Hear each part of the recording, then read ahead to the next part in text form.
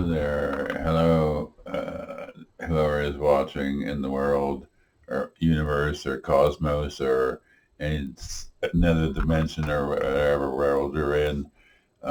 Is this coming out clean? I just washed the lens on that camera. Uh, I was going to say, I made this video like twice before already tonight, and this is the third time because I'm doing a different resolution on the rendering, trying to get a sharper testing of the video camera at the same time as making this video. And I was just letting my head show behind me as I started to see what mess my hair is in. That just came to my attention when I got the better picture with this video camera connection now. And 3 years ago, when it was the 25th anniversary of my wellness from schizophrenia, and it was honored with celebration by the attendance by Susan Culbertson and her husband. She was a social worker at the state hospital last I was there 25 years ago at the time, 28 years ago now, and she corroborated the fact that the Secret Service was involved and the CIA and all that, and in the video that's on YouTube, it's titled my name, 25th anniversary with Susan Culbertson, MSW, master's degree in social work, and her other degree. And so that's an interesting interview of 25 minutes. If you want to know about the story of my book, she corroborates it's all true too. So that's interesting. That was a very odd time to go through, but so far behind me, it's not relevant to who I am today. It's no longer relevant to who I am today. I just grew up in a different place and time than this local area I live in, lovely area of Ohio, that was once rural, that I think is getting kind of metropolized, and I don't like metropolises. I grew up in metropolises, and I don't like them. This is becoming too much like one here now.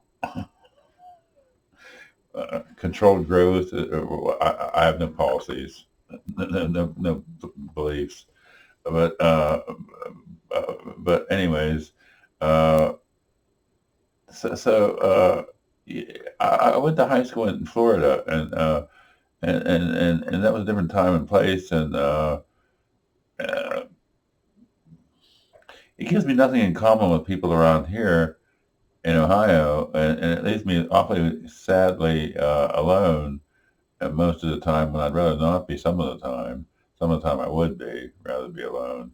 Some of the time I wouldn't be, rather not be alone. I like company and just bubbly times, I mean, conversationally, and things like that. And was there a point to this video, or was this all a test? Because I just did the one version, and it was rendered up. Oh yeah, I was going to ask in this video and try to shorten it in length too, but I was going to try to ask if there's any local friends who want to consider me a friend, and or like an uncle or an aunt, or not an aunt, I mean an uncle or a grandparent or something. I mean, somebody older, elderly person in the community would help, because they're older, and you're younger. Like, I helped younger people when I moved in here when I was 26 years old, 38 years ago. Just that's the first of next month, fourth of the month actually, but. 38 years ago, I moved in here, and for the first time, and I was in and out of the state hospital a few times, but those days have been long. 28 years ago now was the last time I was there. So that's the point. I'm a different person now, and that's not relevant to who I am today. But I'm just looking for companionship and relationship of some kind. I don't know, various friendships and different people I'm going to meeting. And now that if I can get my hair to look like a decent, other than Mountain Man Espresso #9, which I don't know about that will ever happen or not. I'm waiting on a connection to get back to me, and I hope that happens. And because I don't know how my hair or what to do with it. I never was one to get haircuts.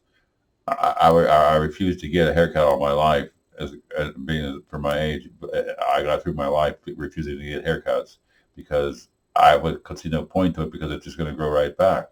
So why get it cut? So that's basically the way my life went with haircuts. So I could tell some other stories, but that's perhaps for some private conversation. If you'd like to have some, let me know. There are ways to do that. And so what I was looking for was help with my legs, man. I walked down to my car the other day with the tire air pump, the electric air pump, top the tires off and to check the antifreeze. And my legs muscles got so atrophied that they were like rubber bands and I could hardly make it back up here.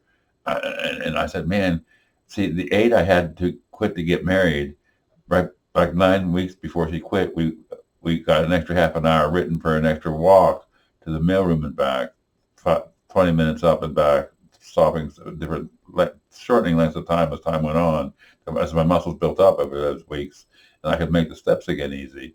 And if my back wouldn't do its weird thing, and where it like breaks out and does weird stuff and bends and shapes different things, but I just live with it and put it back in place. That's why I don't go far publicly because I have to stop suddenly.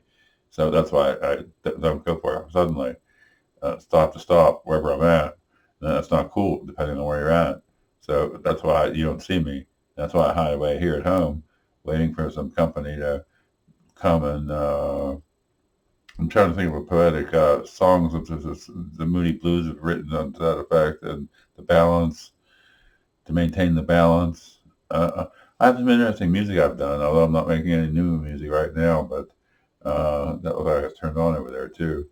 Well, then have a nice night and peace and grooviness to you. And if you'd like to come over and have a meet me session, just channel me into somehow electronically, and you'll find me. These days, we're living in phones, right? We're all who we are in phones, safe in phones, our phones. Who's not in flight on phones?